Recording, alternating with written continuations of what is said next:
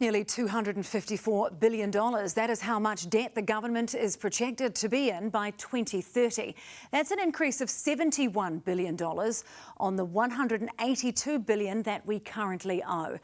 The figures were unveiled in Treasury's half-year economic and fiscal update today, which laid bare the strain on the government's books. Treasury says the rise in debt is largely driven by new capital spending of $13.6 billion, with big-ticket purchases on things like defence assets. But it's also projected that superannuation expenses will keep rising as the population ages, with an average increase of $1.5 billion each year. The Finance Minister has been forced to push out her projected return to surplus again from 2029 to 2030. And that's based on a new debt measure she's created, which excludes ACC liabilities. As political correspondent Zane Small reports, voters can expect another no-frills budget next year. The Finance Minister walking in with a brave face to deliver news that her projected return to surplus had been pushed out again. The Obergall X-track is slightly lower than at the budget update, reaching surplus in 29-30, a year later than previously expected. Obergall X is the government's preferred measure of how much it earns versus how much it owes. Nicola Willis promised to balance the books and return to surplus in 2029, but Treasury documents released today show it's been pushed back to 2030. That tax revenue is a little lower in total across the forecast period. At the same time, expenses are a little higher, for example, benefit expenses, which relates to the slower pickup in the economy. And despite the government's belt tightening, Treasury's half-year economic and fiscal update shows net debt is now projected to grow from $182.2 billion to $253.9 billion by 2030, an increase of $71.7 billion. We've got somewhat more older people than previously expected.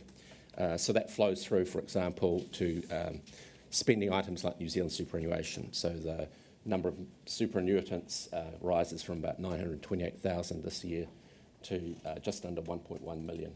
It means the cost of superannuation will increase by $1.5 billion each year. Of the $72 billion of additional debt that we'll be taking on over the forecast period, 80% of that is for capital, and that's good spending. We're investing in the right stuff.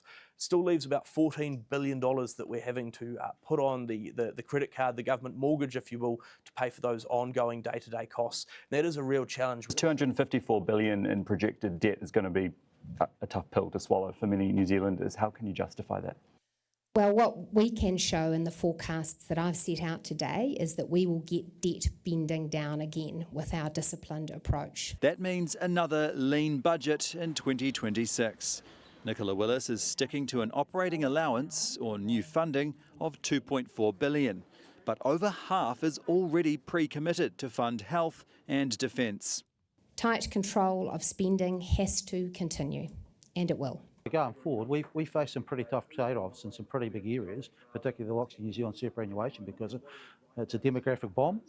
Well, that is an issue that I think all sensible political parties must take a position into the election campaign on. Would you be prepared to change the settings for NZ Super?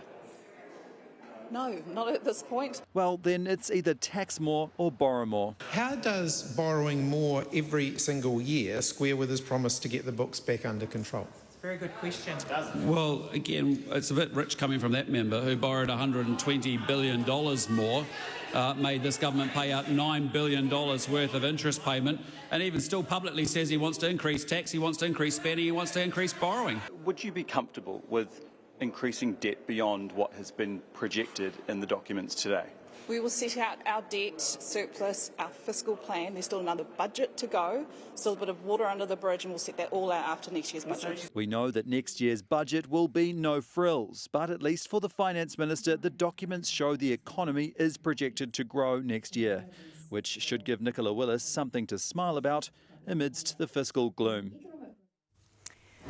Well, Zane joins us now live from Parliament. Zane, the government has announced that it will reduce the transport subsidy for disabled people. Yes, we're told that the government will be making changes to a subsidy scheme that helps disabled people travel when they can't catch public transport, such as subsidised taxi fares.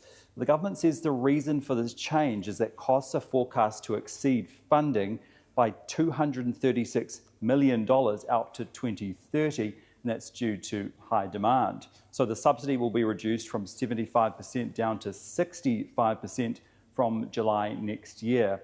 But we're told that the reduced cost will be recycled back into public transport to fill the funding gap for public transport authorities. But Labor has been highly critical of this, saying it will make life harder and more expensive for disabled people during a cost of living crisis. And Zane, Labor has also criticised today the government's proposed new mega ministry.